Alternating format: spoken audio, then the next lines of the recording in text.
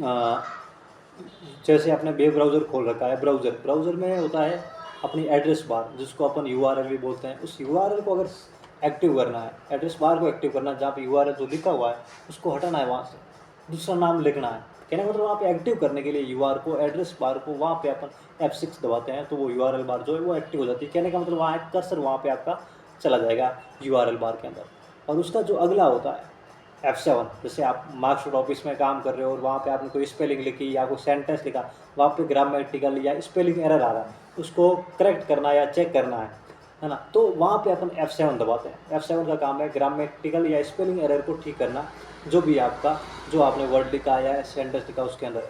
तो वहाँ पे क्या होता है, F7 दबाने के बाद आप सामने सजेशन आ जाते हैं कि आपको इसके वर्ड की जगह कुछ दूसरा वर्ड लिखना है या इसको डिक्शनरी में ऐड करना है, ताकि अगली बार ये वर्ड वापस गलत शो न हो, कोई एरर ना आए।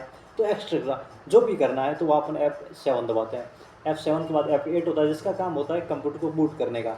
और F9 का यूज जनरली हम लोग माइक्रोसॉफ्ट एक्सेस के अंदर मेल को सेंड करने के लिए, मेल को भेजने के लिए इस्तेमाल करते हैं। F10 का काम ये होता है कि ये सिंगल वैसे F4 की तरह काम करता नहीं, ये शिफ्ट के साथ में दबाएंगे तो काम करेगा।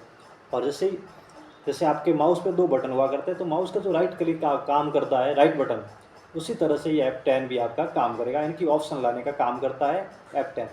F11 का काम होता है फुल स्क्रीन में देखने के लिए। और F12 है माइक्रोसॉफ्ट ऑफिस के अंदर जो भी आपकी फाइल है उसको अगर दोबारा से सेव करना है, जिसको अपन सेव एज बोलते हैं। सेव एज का मतलब ये होता है कि फॉर्मेट बदल कर या दूसरे फॉर्मेट में सेव करना, या नाम बदल कर या लोकेशन बदल कर अगर हमने उस फाइल को सेव करना है, लोकेशन चेंज करना है या फॉर्मेट बदलना है या फिर नाम चेंज करना है, तो अपन वापस F12 दबाते हैं। और सेव एज का मतलब ये होता है कि लोकेशन, नाम या फॉर्मेट चेंज करके किसी फाइल को सेव करना जो करंट में सेव है। तो वहाँ पे अपन F12 दबाते हैं, तो F12 का काम है फाइल को सेव एज करना। तो ये होती है फंक्शन कीज, जिनका अलग अलग कार्य होता है। फिर उसके अलावा कीबोर्ड पे अल्फ़ाबेट कीज होती है, जिसको अपन A to Z होते हैं, वो अल्फ़ाबेट कीज है। अल्फ़ाबेटिक डेटा को लिखना, चाहे हिंदी के हो चाहे इंग्लिश के हो। 0 से 1 लेके 9, 0 से 9 प्लस माइनस, ये सारे के सारे न्यूमेरिक, जिनको अपन गणितीय बटन बोलते हैं, तो गणितीय कुंजी या न्यूमेरिक कीज कहलाती है। तो न्यूमेरिक कीज के लिए कीबोर्ड पे एक अलग से पेड दिया रहता है, जिसको नम पेड या न्यूमेरिक पेड कहते हैं, नंबर पेड भी कह सकते हो। तो यहाँ पे क्या होती है, सारी की सारी गणितीय कीज होती है। ये कीबोर्ड के राइट साइड में दिया होता है, तो यहाँ पे सारे गणित के बटन दे रखे होते हैं। उसके अलावा कीबोर्ड पे कॉम्बिनेशन की होती है, जिसकी अपन बात कर रहे थे, शिफ्ट, अल्ट और कंट्रोल। ये तीनों जैसी की है, ये कॉम्बिनेशन की कहलाती है। आपको पूछा जाएगी संयोजन कुंजी कौन सी है, तो कंट्रोल, शिफ्ट और अल्ट है, जिसको अपन इंग्लिश में कॉम्बिनेशन की बोलते हैं। मतलब ये है कि ये की सिंगल कोई वर्क नहीं करेगी, इनकी का सिंगल कोई वर्क नहीं, यानी कि इसको की को दबाने से कुछ नहीं होने वाला। अगर इसकी बटन, कंट्रोल बटन प्रेस करेंगे, अल्ट बटन प्रेस करेंगे या शिफ्ट करेंगे, तो इनसे सिंगल वर्क नहीं है, ये किसी दूसरी की के साथ मिलकर काम करेगी, इसलिए इसको बोला जाता है कॉम्बिनेशन की। तो कॉम्बिनेशन की ये 3 है, कंट्रोल, अल्ट और शिफ्ट। संयोजन कुंजी बोल सकते हैं जिनको, काम ये दूसरी की के साथ मिलकर काम करना, या ऐसा कह सकते हैं दूसरी की सहायता करना। तो दूसरी की सहायता करने के लिए जो इस्तेमाल होती है वो है कॉम्बिनेशन की। इसके अलावा टॉगल की होती है 3, कॉम्बिनेशन की भी कितनी होती है 3, और टॉगल की भी 3 होती है, जिसको अपन बोलते हैं caps lock, num lock, scroll lock. इनका काम होता है किसी काम को ऑन या ऑफ कर लेना। जैसे कैप्स लॉक का काम होता है, जैसे आप चाहते हो कि भाई जो आप जो लेटर लिख रहे हो, अल्फ़ाबेट लिख रहे हो, वो स्मॉल लेटर में आ रहे हैं, उसको बड़ा लिखना है, तो बड़े लिखने के लिए अपन क्या दबाते हैं, कैप्स लॉक ऑन कर देते हैं। इस तरह से अगर नम पेड काम नहीं कर रहा है तो नम लॉक को ऑन कर दो, ऑफ कर दो। स्क्रॉलिंग के लिए स्क्रॉल लॉक हो गया। तो इन तीनों को टॉगल की कहा जाता है, और ये काम होता है ऑन या ऑफ का जनरली। और उसके अलावा कीबोर्ड पे एक सबसे बड़ा लार्जेस्ट बटन जो जिसे कहते हैं वो होता है स्पेस बटन, जिसका काम ही ये होता है कि 2 अक्षर या 2 शब्द के बीच में स्पेस देना, या जगह क्रिएट करना, जगह छोड़ना, स्पेस क्रिएट करना। ये सबसे बड़ा बटन होता है, लार्जेस्ट कह सकते हो, बिगेस्ट। और उसके अलावा कीबोर्ड पर 2 एंटर बटन हुआ करते हैं, और शिफ्ट, अल्ट, कंट्रोल, ये दोनों भी क्या होते हैं, डबल होते हैं। स्पेस के इधर और इधर दोनों डबल बटन हुआ करते हैं। और जो एंटर बटन है, इसका काम होता है कि या तो पैराग्राफ को चेंज कर देना, यानी कुछ आप लिख रहे हो और लाइन को या पैराग्राफ को चेंज करना, या फिर किसी प्रोग्राम को खोलना, जो सिलेक्टेड प्रोग्राम है उसको खोलना है, तो आप एंटर बटन प्रेस कर सकते हो। तो एंटर बटन के भी 2 काम, ये आप इसके तो इस तरह इसको इस्तेमाल कर सकते हैं। फिर इसके अलावा कीबोर्ड पे एक बैक स्पेस बटन होता है, और जनरली पूछा जाता है यही कि जो आप कर्सर के दाईं ओर या बाईं ओर के अक्षर को मिटाना है तो वहाँ पे कौन सा बटन इस्तेमाल होता है।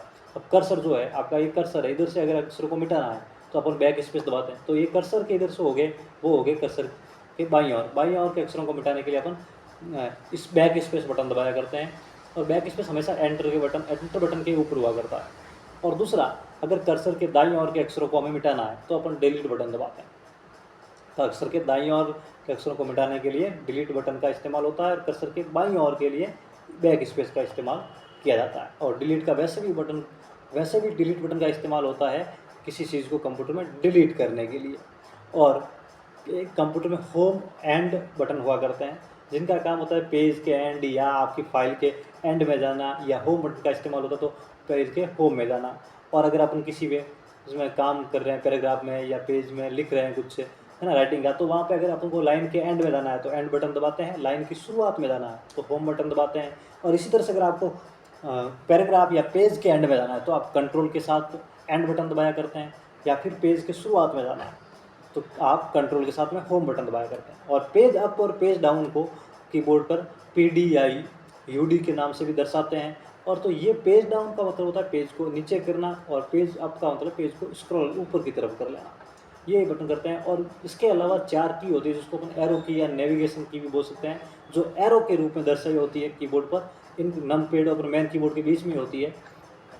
तो इनका इस्तेमाल पेज को इधर उधर लेफ्ट राइट या अप डाउन करने के लिए इस्तेमाल किया जाता है। इसके अलावा कंप्यूटर पर एक होता है बटन टैब बटन, जिसका इस्तेमाल अपन लोग करते हैं या तो फिक्स स्पेस देने के लिए, जैसे अपन कोई एप्लीकेशन लिख रहे हैं या लेटर लिख रहे हैं या कुछ इस तरह का अपन मैटर लिख रहे हैं जहाँ पे फिक्स स्पेस की ज़रूरत पड़ती हो, तो वहाँ पे अपन लोग टैब बटन दबाया करते हैं। या फिर अपन जैसे किसी एक्सेल शीट में काम कर रहे हैं या फिर अपन कोई टेबल में काम कर रहे हैं, टेबल में, तो वहाँ पे अपन को नेक्स्ट कॉलम में अगर अपन को जाना है तो अपन टैब बटन दबाते हैं नेक्स्ट कॉलम में एंटर होने के लिए। और या फिर अपन को वापस रिवर्स में आना है तो अपन शिफ्ट के साथ में टैब बटन दबाते हैं। टैब बटन और रिवर्स में शिफ्ट प्लस टैब बटन का इस्तेमाल होता है अगर किसी वर्कशीट या अपन टेबल में काम कर रहे हैं तो।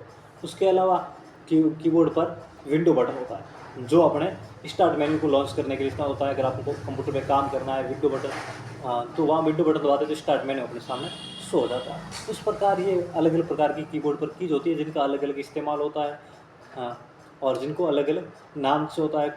कोई 3 कीज होती है तो फंक्शन की 12 होती है, कंट्रोल आल्ट, है ना, ये शिफ्ट, ये सारी होती है। कॉम्बिनेशन की caps lock, num lock, scroll lock, ये होती है अपने टॉगल की। तो इस प्रकार कीबोर्ड पे अलग अलग कीज होती है, उनका काम भी कीबोर्ड पर अलग अलग होता है। इसके अलावा जो होता है दूसरा इनपुट डिवाइस वो है माउस।